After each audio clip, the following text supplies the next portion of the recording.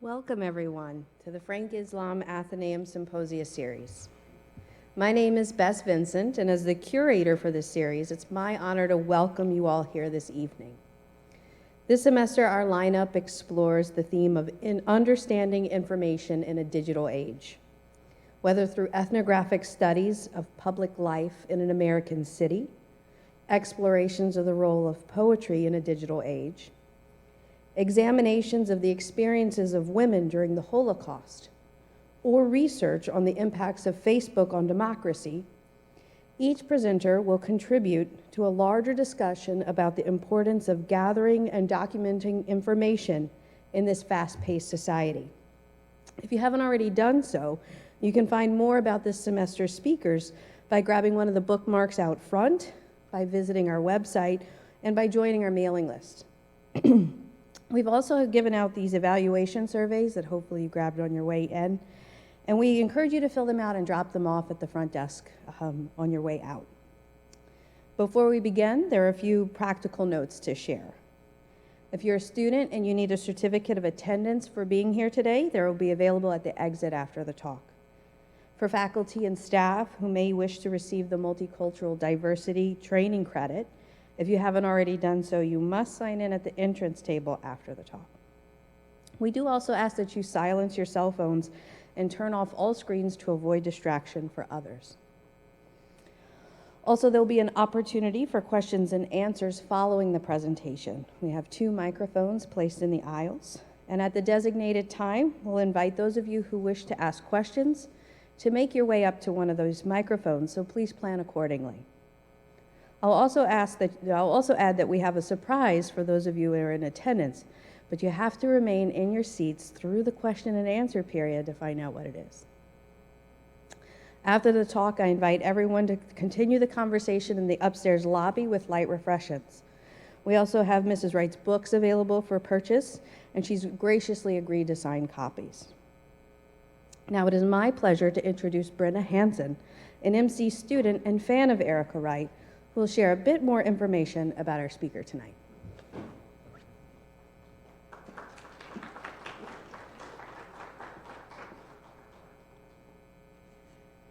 Tonight, we are very fortunate to have Erica Wright here with us, who will deliver a presentation titled All the Bayou Stories End with Drowned, Poetry in the 24-Hour News Cycle. Through fires and floods past alligators and billboards, Wright's poetry collection, All the Bayou Stories End with Drowned, presents a unique perspective on modern life in the United States. Wright will read from her collection and discuss the effects of the digital age on poetry. Miss Wright is also the author of the poetry Instructions for Killing the Jackal. Her poems have appeared in Crazy Horse, Denver Quarterly, Gulf Coast, New Orleans Review, The Rumpus, and elsewhere. She is the poetry editor at Guernica magazine, as well as a former editorial board member of Alice James Books. Her debut crime novel, The Red Chameleon, Pegasus Books, was one of the Oprah magazine's best books of the summer in 2014. Her new novel, The Blue Kingfisher, Polis Books, will be released this fall. Fellow members of Montgomery College community, please join me in welcoming Erica Wright. Thank you so much.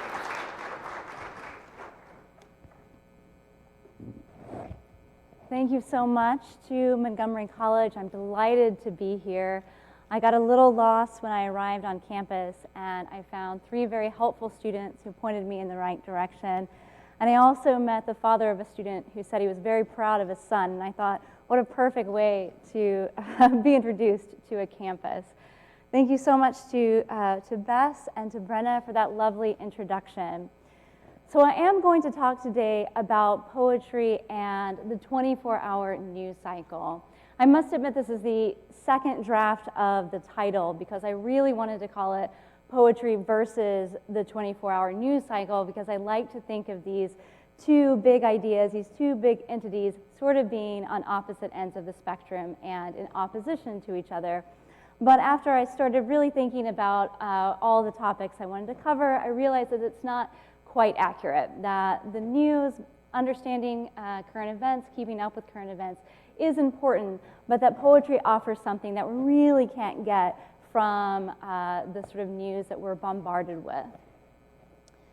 So I'm going to start with an excerpt from one of my favorite poems by William Carlos Williams. I have a pretty bad memory, and this is one of the few, these are some of the few lines of poetry that I can recite without having to check my notes. And it is, "You cannot get the news from poems, but men die miserably every day for lack of what is found there." I probably encountered these lines a couple of decades ago for the first time.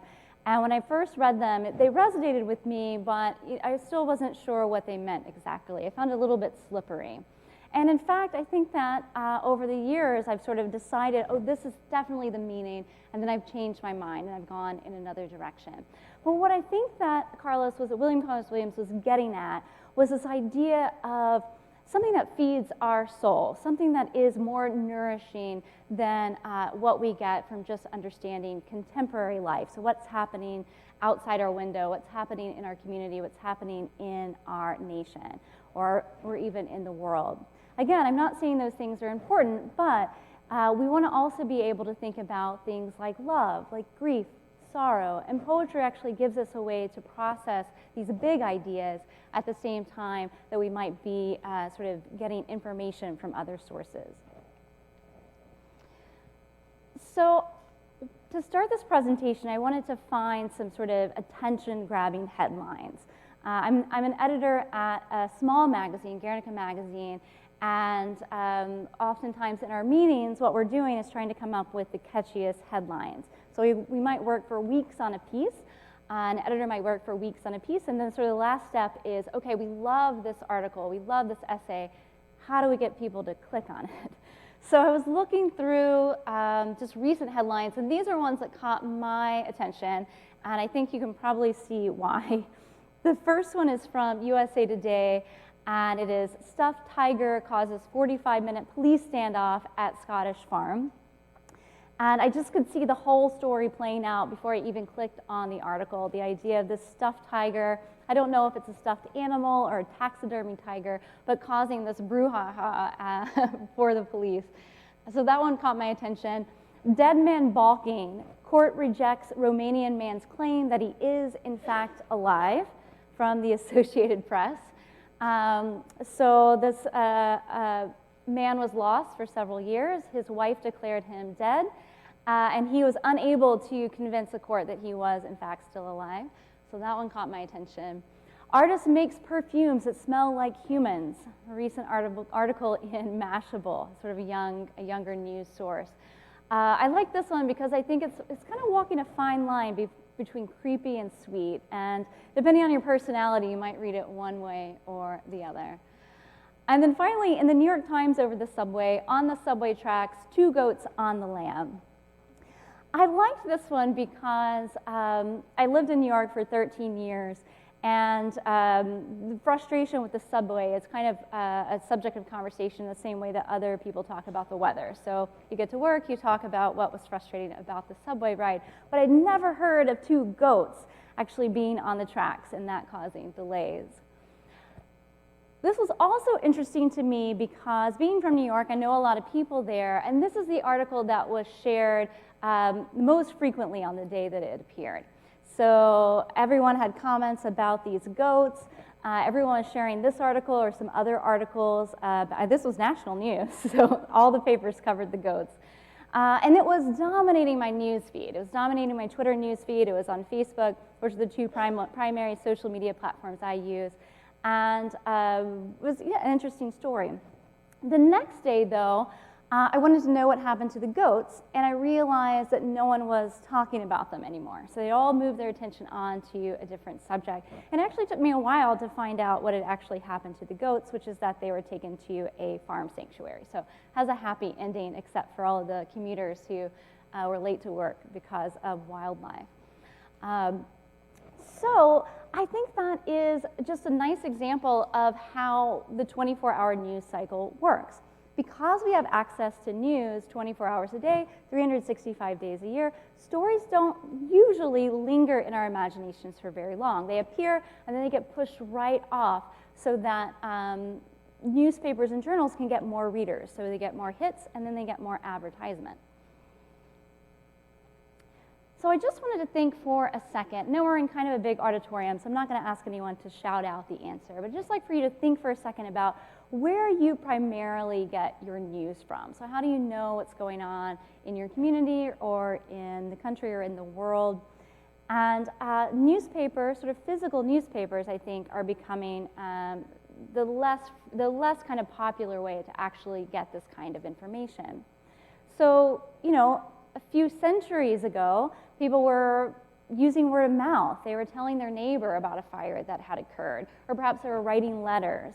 So news was transferred in a much slower pace. Eventually, we got to print newspapers. Those are published for most major cities once a day. So you'd have your newspaper out in the morning. There'd have to be something very dramatic to happen for there to be an afternoon or evening edition. And that was it. The news was made in the morning, and that is what you read for the day. Now, we all know that that's not true anymore, that if a story happens at 10 o'clock in the morning, then your major newspapers are going to have some sort of coverage at it by 10:15. I'm sort of making up that number, but very, very quickly, right? And it puts so much pressure on the reporters, the editors, the fact-checking team. So it's a different kind of world that we're living in terms of information. So I wanted to quickly define the idea of the 24-hour news cycle because it's not quite a new phenomenon. It's not as new, I think, as some of us have been led to believe. So the 24-hour news cycle actually started in the 1960s with radio. There's some discrepancies about which kind of radio station was the first, but WAVA was definitely an early one. They were the very first station to, anytime that you tuned in, whether it was 2 p.m. or 2 a.m., there would be someone on there talking and sharing the news. Eventually, 2 decades later, we got a televised version of this. We got CNN. So 1981 was when CNN went onto the air. 1980, they went onto the air and really changed the landscape, really changed news as we know it. So now there are, of course, many, many 24-hour news stations, and they are a mix of what I would consider the news, which is the sort of facts-based stories, the reported stories, and then commentary, and that's what kind of dominates most of the airtime. A lot of people giving their opinion on what is actually happening. What is the next step? The next step is, of course, social media, and a lot of people say that this is how they primarily get their news now. They primarily get their news through our kind of social feeds. There's certainly social platforms before Facebook, but they didn't really make it. So I'm going to put Facebook as 2004 as really the kind of start of this movement that changed the way that we actually access news. So what's interesting is the idea of, we call the things old news that might have just happened a week or two ago. So, oh, I've already heard that. Oh, that's old news. And in fact, the first episode of Saturday Night Live this season was making fun of this idea. So during their sort of faux news broadcast that they have on every episode, comedian Leslie Jones comes onto the stage dressed as Serena Williams and is impersonating Serena Williams. And the joke is she's interrupted because everyone says, no, that story's 3 weeks old. No one cares about it anymore. And that's kind of a crazy idea, 3 weeks. 3 weeks is so fast. But of course, the audience laughed because they realized that it is funny. So that's a story that they're not going to use on their program because it's old. No one's interested anymore. I didn't just include this because I think Leslie Jones is brilliant, but I do think she's brilliant.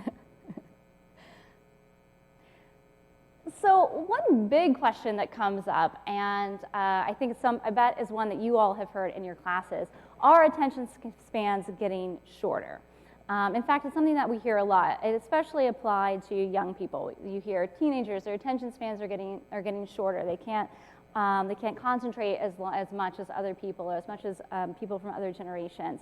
That's actually not true, or at least the research is really inconclusive. Attention spans are very difficult to measure to start with, And all the studies kind of show that it seems to be about the same, regardless of people's age, regardless of where they're living or when they've been living. Attention spans don't seem to be getting shorter. So I would like to debunk that myth as well as 2 animal myths tonight. And my first one is having to do with the poor goldfish. You might have heard this idea that the goldfish only has a 3-second attention span, and that is also not true. Goldfish can actually be taught tricks, and anything that can be taught a trick certainly has a memory longer than 3 seconds. So if you remember nothing else today or tonight, let's give a little credit to the goldfish. Much smarter than we think they are. What is true, though, so it's not all roses and sunshine. What is true, though, is the idea of news fatigue.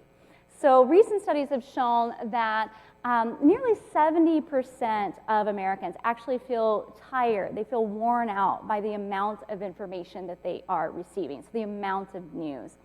And that wording is actually important because it's not that they're worn out from the content necessarily, or that, although that might be a factor into it, but a lot of people report that they feel fatigued simply by the quantity, that they're kind of overwhelmed. And that might be something that seems familiar to you, that you might feel that way some days as well. And what's happening is a few different things are happening. One, the media outlets feel this pressure to produce content at a really rapid pace. So there's this pressure to, almost as if quantity has a quality all its own.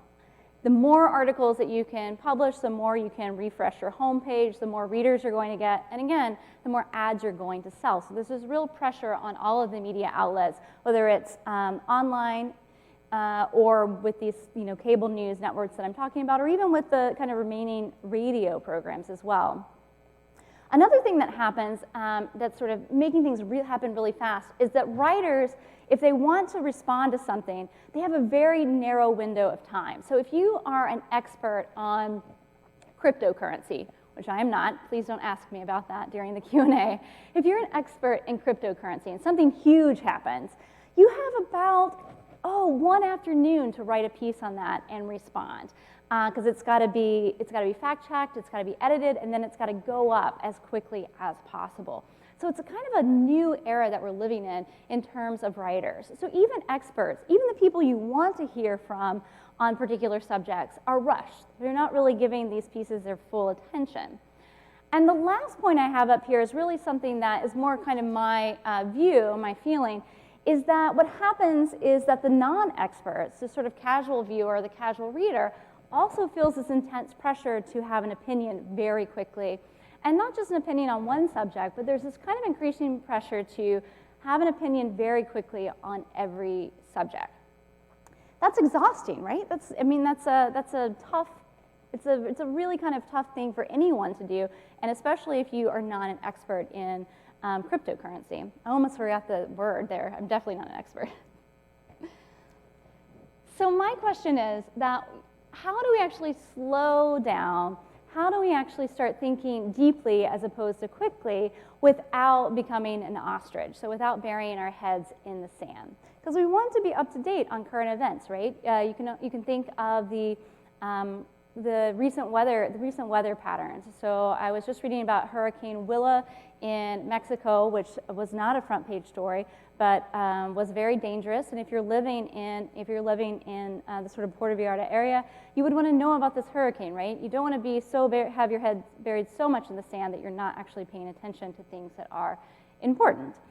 So how do we keep up but still think deeply? And this is going to be my second myth that I bust tonight. Hopefully you've heard this idea that I'm not using a phrase that you're unfamiliar with, but the idea of ostriches burying their heads in the sand. Fact or fiction? Do ostriches bury their heads in the sand? I see some thumbs down. Yeah, it's fiction. It's 100% fiction. Yep. So the reason that it's kind of an optical illusion. So ostriches kind of have a kind of a wide body and a very narrow neck and head. So if you're looking at an ostrich from a distance, you actually can't see the neck and head very easily. So people originally thought that they actually stuck their heads into the sand, which doesn't make any sense. It's not a very good evolutionary trait. All right, so So how do we think deeply? You can probably guess what I'm going to say because if you remember the title of my presentation, which is that I think that poetry offers us a way to think more deeply about the news and about things that happen in our own lives and about these big ideas that I mentioned. How do we think more deeply about grieving? How do we think more deeply about survival techniques? And what's interesting is that, of course, this is not a new idea. I like to kind of revisit John Keats's definition of genius because I think it's such a generous definition. So John Keats was a poet, of course, and he had gone to see a production of Shakespeare. I believe it was Richard III. And he came home feeling very inspired by this production. He thought it was wonderful. Everyone in the town was talking about it. This would have been in the late 1800s. And he went home and he wrote a letter to one of his brothers in which he was trying to decide what is it that makes someone not talented, but actually a genius? What is this quality that you can't really get your hands on it? It's sort of this nebulous quality. And actually what he decided was that it's something like humility, meaning that to be a genius, you have to be willing to admit that there are things that you don't know, that there are things that don't exist yet, that there are things that you don't understand. And if you start from that position of doubt, then very exciting things can happen. And it makes sense, right? If you just think about technology, if you just assumed this is as far advanced as technology is ever going to get, I know everything there is to know about technology, well, then nothing's going to come after that. So you have to be someone who's willing to say, I don't know what's next, but let's see, let's find out. So what his actual kind of definition was, I'll read it to you verbatim. He says a genius is someone who is capable of being in uncertainties, mysteries, and doubts. I'm going to modernize this a little bit. I'm going to fast forward to a contemporary poet, Ada Lamone, who is one of my very favorite poets. And in an interview recently, I think she was kind of hinting at the same idea. So she was saying that really for her, poetry is answering this question that she posed. And the question she was posing for herself is, how do I see the big picture and hold the world's pain, and at the same time see all the bright edges of joy? And I really like that phrase, bright edges of joy, because that's a lovely way to describe those moments in our lives where we are excited about something, where we are loving something, where we are appreciating the beauty in something. So how do we acknowledge that that is reality as well, and still not ignore what might be happening in the world? So she's sort of kind of asking these big kind of doubt-filled questions as well. And I'm actually going to read a poem from her collection, Bright Dead Things, which I think illustrates this idea very well. So I think you'll see very quickly that this poem is responding to something that has happened. There was a tractor-trailer fire in which some horses died in the fire, unfortunately. Lamone lives in Kentucky. She lives in Lexington, Kentucky, so a lot of these poems feature kind of in the background horses. And I'm just going to read this beautiful poem. It's called Downhearted. And what I'd like you to think about as I'm reading is how she moves from basically a news item, which is the tractor-trailer fire, to making some kind of larger conclusions about the world, or asking kind of bigger questions. So this is Downhearted. 6 horses died in a tractor-trailer fire. There. That's the hard part. I wanted to tell you straight away so we could grieve together. So many sad things, just one on a long recent list that loops and elongates in the chest, in the diaphragm, in the alveoli. What is it they say? Heart sick or downhearted? I picture a heart lying on the floor of the torso, pulling up the blankets over its head, thinking this pain will go on forever, even though it won't. The heart is watching Lifetime movies and wishing and missing all the good parts of her that she has forgotten. The heart is so tired of beating herself up, she wants to stop still, but also she wants the blood to return, wants to bring in the thrill and wind of the ride, the fast pull of life driving underneath her. What the heart wants her horse's back.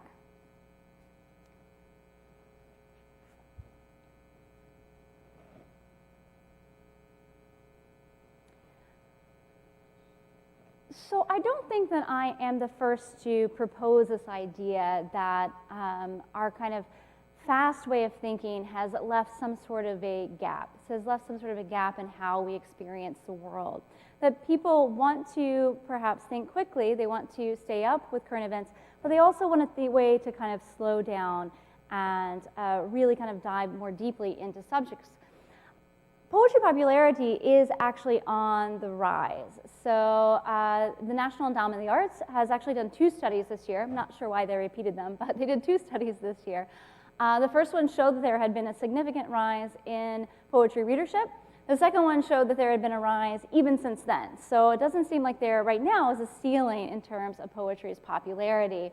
And their program, Poetry Out Loud, is very popular. Some of you might know it. It is a poetry program that is trying to attract younger writers and is a slam poetry phenomenon, let's call it, sort of a countrywide phenomenon. I've seen some of these programs. They're extraordinary.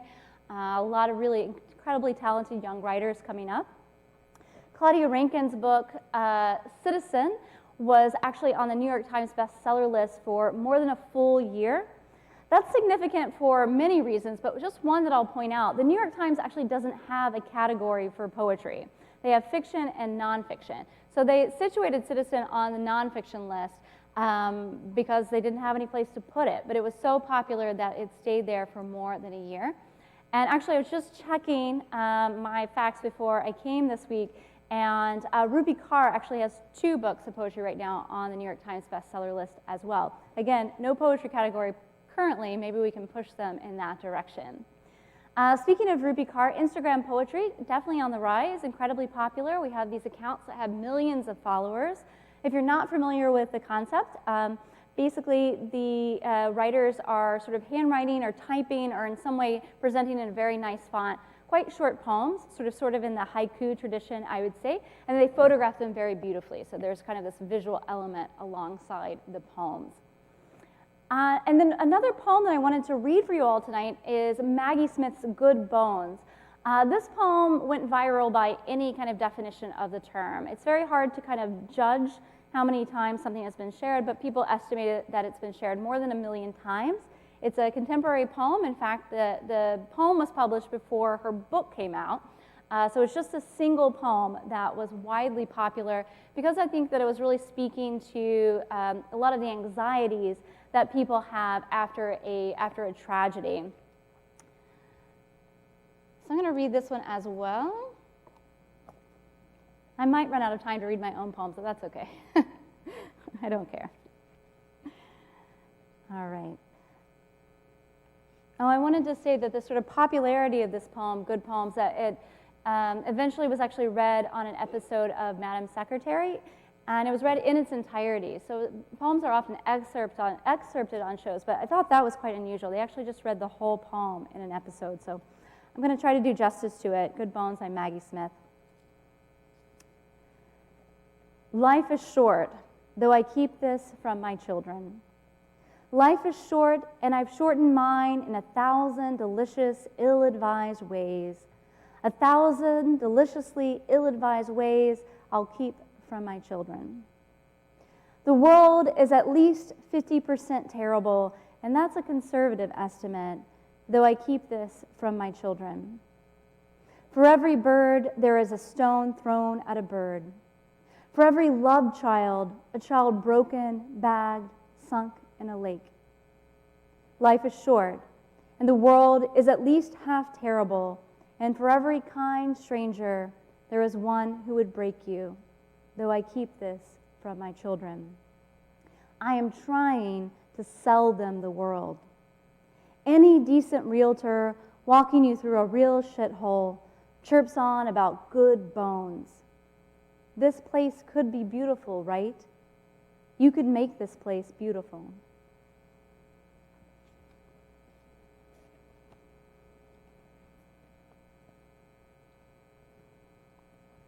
So related to this idea of wanting to slow down a little bit, I would argue that it also relates to, there's also a kinship with the rising popularity of brick and mortar bookstores. So I grew up in a very, very small town of 500 people. The nearest bookstore was actually, I grew up in rural Tennessee. The nearest bookstore was in Nashville. That was about an hour drive away. So for me, the idea of being able to order a book online, have it delivered to your doorstep is pretty amazing. So again, it's not kind of, I'm not sort of posing a bookstores versus online purchases, but bookstores do offer us something that we can't get from sort of our clicking and playing electronically. And I think a lot of people are catching on to that. So during 2009 and 2015, there has been a 35% increase in bookstores. And I was actually talking to, I had a big privilege of talking to Ann Patchett recently for Guernica. And I sort of asked her why it is that bookstores are so important. So she has said before that she wouldn't want to live in a town without a bookstore. So I asked her why that was. I'm just going to read her whole answer because I think it's very nice. She says, "You can't take your family to Anthropology after dinner and have everyone hang out and have fun. You can't go and sit in the Gap when you need 15 minutes to collect yourself. You can't meet your friends at Williams-Sonoma. I mean, maybe you can and walk around and talk about spices. Maybe you can do that. But there's so much the bookstore fills beyond selling books." And I love that wording, the idea of bookstores filling something that you need. And I think that's the same is true of poetry, that it can fill a need that you might not know is there, or maybe you do, and you're looking for that right poem or that right poet to fill that. Well, I do have time to talk briefly about my own poems. Okay. So my most recent collection of poems is All the Bayou Stories End with Drowned. And this is the first poem that I wrote for the book. I wrote it in 2009, and I wrote it in response to a news article that I read about 5 children who had been lost in a flash flood in Houston. I was not living in Houston at the time, although I actually did move to Houston. And when I was there, I learned that because the city is built on bayous, it's called the Bayou City, it floods very easily. This flood, though, was particularly devastating. Again, it's not the recent one, but this was in 2009. And this car was kind of swept away on the road, and these 5 children were missing, and they were presumed dead. The next day, I wanted to find out what had happened to them. I had kind of that little glimmer of hope. I said, well, if they're lost, you know, maybe they didn't die, maybe they were found. And I could never find out what happened because it was no longer in the news. So this was a story that was on the, I don't know if it was on the front page, but you know, it was sort of in the public eye for about 24 hours and then completely gone.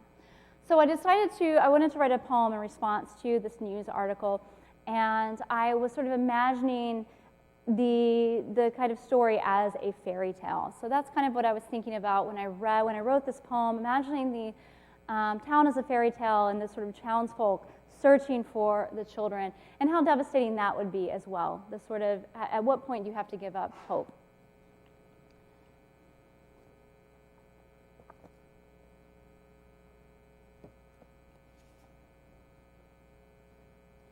So this is All the Bayou Stories End with Drowned.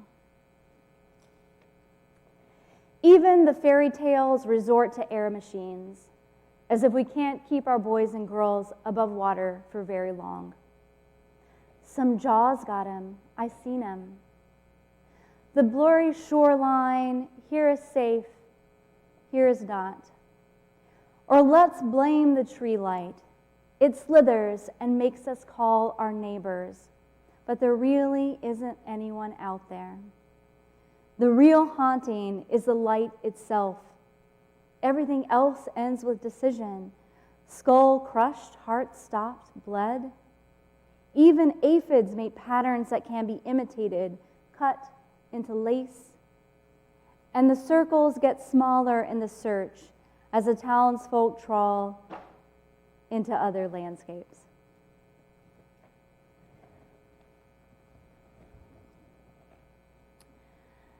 I actually have a few poems in this collection that are responding to news articles. This one, the first poem in the book is called Lola and the Apocalypse. And I started writing this poem in 2011 when the world was going to end. It's pretty common for people to predict the end of the world, to predict the rapture or the apocalypse. This one was unique, though. You can probably guess from the headline why. A company was formed that promised to take care of your pets in the events that you were raptured, but your pet was left behind. And a lot of people paid this company to take care of their pets. And in fact, the lawsuits, the inevitable lawsuits, were just kind of settled earlier this year. So a friend of mine, I was actually traveling at the time, and a friend of mine who was looking after my cat said, "Don't worry, if you're raptured, I will take your cat for you," which is a good friend, a really good friend. You should find a friend who will take care of your pets in the event of rapture. And so I started writing him a poem as a thank you note, and also a little bit as a joke, because it's funny. And then actually what started as a joke turned into the longest poem in the book, and also the sort of centerpiece of the book, kind of about the links that will go for survival. So I'm going to actually end by reading this poem. It's a 2-page poem, so it does take just a little bit longer to read. My cat's name is Lola, but in this poem, Lola is a young person, not a cat. The poem started with her as a cat, but I think that'd be a little too silly. I don't know. Maybe the next book. So this is called Lola and the Apocalypse. She sees catastrophe in every crow, in every knockdown clothesline, mostly volcanoes and floods, but sometimes scourges, blue tongues, waves that forget their place and storm into cities. Her mind stops at flesh peeling back from the bone until it's white as milk, the kind that makes grown men grow breasts, and they feel that this is a catastrophe, but it's not. Once, when men were automobiles, the roads were slick with sweat. They gleamed. Days were lost to spectatorship, making bets on which color would rise up out of the dark. Our girl made $20 on violet, but someone stole it. Who knows who?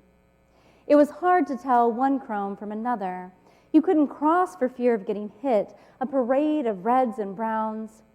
And maybe the afterlife is a bookshop, and she's been good, so she'll get to loiter by pop culture/crime instead of business/money. From her perch, she'll count personality types. The schizotypals will never object when she fondles their frontal lobes, that gray, dirty satin, elbow deep in it. Her epigraph will remain unwritten because there's no one left to scrawl platitudes. For every pain, there is a duck with your name on it. But there aren't any ducks. At ponds worldwide, they ate each other when no guests tossed crumbs and shooed away the geese that strike as if their bodies are lit fuses. When cities were coal mines, the children played color games too, but it was hard to determine a winner. Lola knew a man there who didn't balk at anything, could stare down whatever slime-bellied beast approached their home. She can't recall his name, but it could have been Roger. They had books too, mostly cultural studies. Maybe I'm not alone, she thinks. Maybe the devil stalks me right this minute, wants me to run, make it more exciting. Lola sits down on the nearest ledge. Ha, she thinks, ha ha. She doesn't notice the fissure at first. It sneaks between floorboards, and when she pries them apart, her fingertips bleed in protest. They drip onto the bleach white worms that catch fire in the light. And then the floor collapses, and then the world. The survivors are called hostages, or will be if any are met. Hostages in pines, hostages in barns, hostages in the great wide open that makes them feel slit, wrist to armpit, in littleness.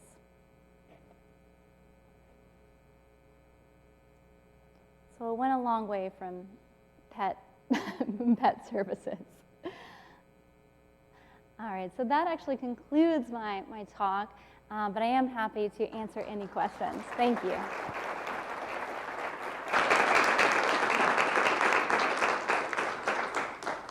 So we have some time for questions, so if you have one, we invite you to make your way to one of these 2 microphones. I don't think I need a microphone, but one of the things I'm thinking about right what your advice would be for like certain life skills or character traits that in this going forward this 24-hour news cycle that we really need to teach our children. How would how should the curriculum kind of change based on the things that we talked about tonight? Well, it's such a lovely question, and I'm always I'm always sort of impressed when I work with young people, and I think a lot of the stereotypes are inaccurate. I don't know if you would agree or not, but this idea of the short attention span is not something I necessarily see. I see a lot of civility, which is something I was talking about beforehand.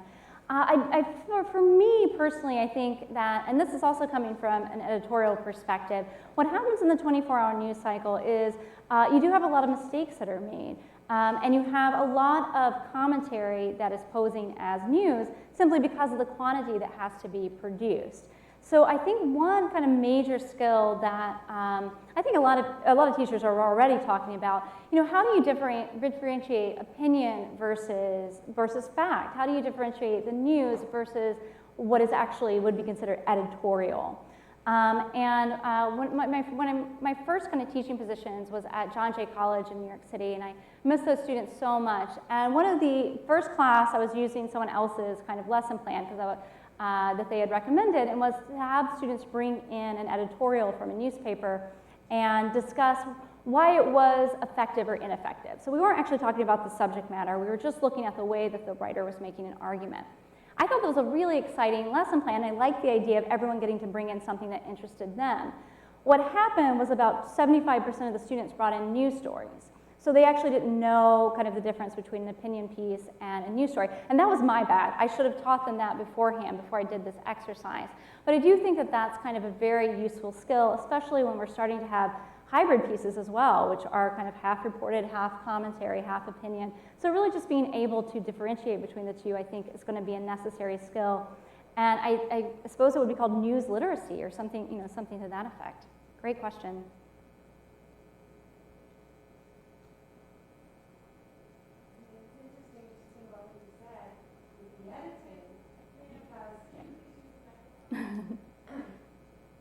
But I think it makes it so much more intimidating. Yeah. Right? Now I don't true. even know what I was going to say because I don't like being in front of here. Okay. Okay, so I lost it. So about the editing too, and the you saying about slowing down, I find it shocking how many mistakes are made on the internet. I mean, just shocking that they don't even ever, you could tell they don't even go to spell check. And it surprises me too that they never go back to their own work to correct it, because then once it's out there, it kind of stays out there. So I don't know if it's really just a question, or I just wanted to kind of get your thoughts on that. Teachers are always telling them to reread and to edit. But you really do see that it's so fast that they want to click and get it out there that there's not any rereading being done. Yeah, and I think that, I think I would say most kind of newspapers are operating with good faith, meaning they want to. There just isn't enough time. So, a lot of these pieces are kind of fact-checked, but it's rushed so much. At Guernica, we publish what's called long-form journalism, and I'm so grateful for that because we'll work on a piece for weeks or months, or sometimes I can think of one particular piece that we worked on with the writer for a year. That's a lot of time to fact-check, so that's a luxury that most kind of newspapers don't have, and we don't have that same pressure to publish. We publish usually one new piece a day, and that also includes poems, which are fact-checked, but I very rarely get notes. But we do, where we feel the pressure is via social media. So to make sure that these pieces we've been working on for 6 months have some sort of hook. We're sort of in the meetings thinking about, okay, well, what can we link this to? What can we sort of ride the coattails of? Because unfortunately, the kind of buzzwords are the stories that get clicked on the most. So we are also kind of, that's changing the way we sort of promote our pieces, even though it's not changing the sort of back end, the way that we're fact-checking and editing.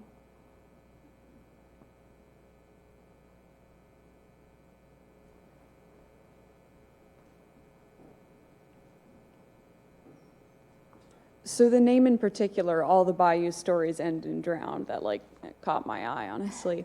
So you mentioned like Texas, you said, was built on the bayous. So is that why you went with that name? And depending on that answer, why phrase it as All the Bayou Stories End and Drowned? It's just an interesting title. It's a tough title. I don't know why I fell in love with it. But I did live in Houston for a while, so Bayou City. I think with bayous, we think a lot about Louisiana. They're also in Florida, of course. Bayous are interesting because the sort of the line between land and water is so kind of obscure. So this idea, where does the land start, where does the water begin, everything just kind of mixes together, and I think that's one of the reasons why bayous in particular have a lot of, there's a lot of superstition there. There's a lot of ghost stories set in bayous because they are kind of spooky. They're dangerous places to be for the water, for the venomous snakes, for the alligators. There's just a lot of things that can kill you in a bayou. The title, though, came from the idea of wanting to kind of tell the stories that aren't necessarily told, meaning that anytime there is any kind of tragedy where a lot of lives are lost, there's no possible way to tell all of those stories. But if you tell some, I think that it creates more of a connection between the viewer who's hearing these statistics and watching them scroll by and finding a way in, sort of finding a way to kind of empathize and sympathize. And that kind of was one of the questions I wanted to pose in the book. And I think it also relates to the big thing that I find myself exploring again and again is just how kind of resilient humans are, how much we struggle to survive.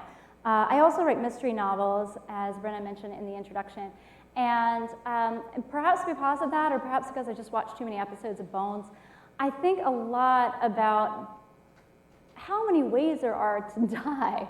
So if you start kind of listing all the diseases and someone will say, oh, you have a 10% chance of getting this, that doesn't sound so bad, but then you add in, oh, but there's a 5% chance of getting this, and a 20% chance of getting this, and oh, by the way, if you're walking along a sidewalk, sometimes the AC units might fall out of the window and hit you in the head, and car crashes, and you just start to factor all these in. And to me, I have a pretty dark sense of humor, so to me it's funny, it's a little bit funny that we're so fragile. Why are we so fragile? Why can't we have kind of built-in armor or something useful? We don't really have any useful kind of physical attributes that help us as humans, but we do have some emotional and psychological ones, which is to say that despite the fact that just walking out of your door is a risk, we do it anyway. So we get up in the morning, we make plans, we set goals, we dream big, hopefully everyone's dreaming big, and we fall in love, and we do that despite our sort of fragileness. So that is really a theme that emerged in the collection and what I think matters to me. So when I want someone to read the book, my poems are really dark, I know that, but I'm hoping that you also get that sense of, wow, humans are kind of pretty resilient creatures. Thank you for the question.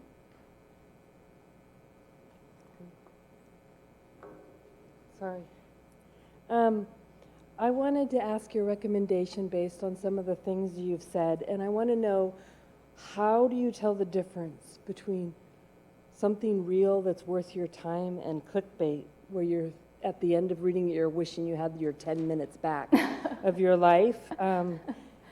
How can you read these titles that are all clickbaity and know this is real news or this is clickbait? Because sometimes it's such a waste of time. I was wondering if you had some ideas of how to know that. Such a wonderful question. And again, I think a lot of titles are clickbait, again, because online sites, they need those readership numbers. They need the numbers and get to sell ads, to sell laundry detergent, as Ann Patchett would say. I'm paraphrasing her a little bit. I definitely fall into the kind of clickbait trap. When I was looking for interesting headlines, I definitely clicked on that one about the Romanian man who had to prove he was alive. And then I didn't really need to know that story, but I definitely clicked on it.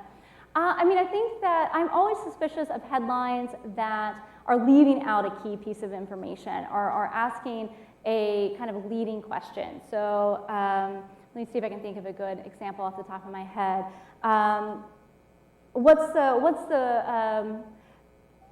what's the soft drink that's most likely to kill you, or something like that. So it's not actually, it could tell you in the headline. It could say, new study reveals that drink, I don't want to denigrate any soft drinks, I'll make one up. New study reveals that dinosaur brand soft drinks are leading to cancer, or something like that. You could have that in your title. If you're leaving out key piece of information, that's probably a clickbaity title.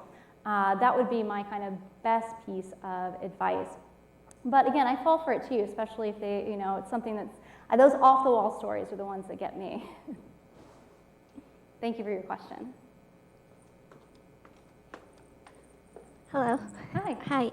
So my question is, what would you recommend or give advice for someone who wants to write poetry or is wanting to write and continue writing? Yeah, absolutely. I love that question.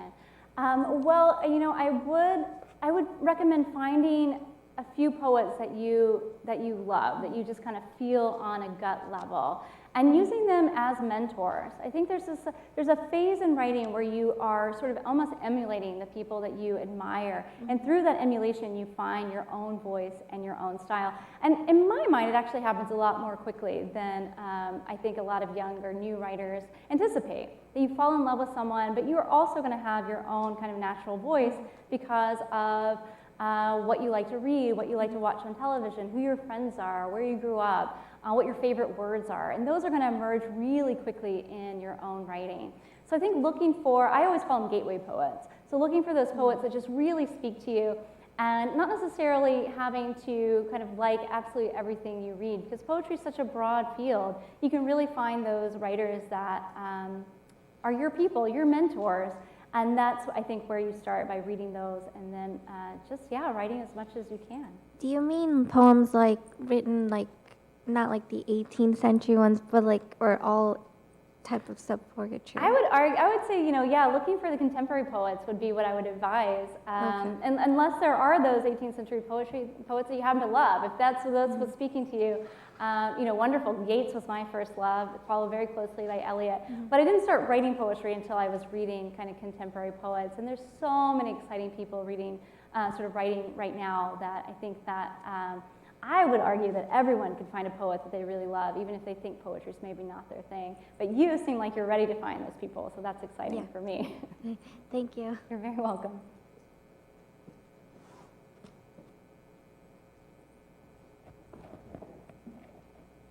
Now, you mentioned that goldfish can be trained.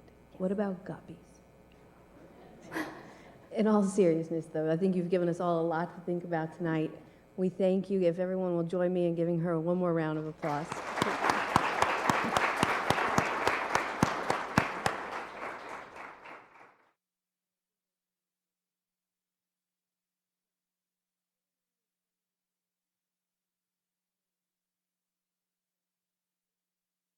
You can find a yellow stick-it note that's numbered.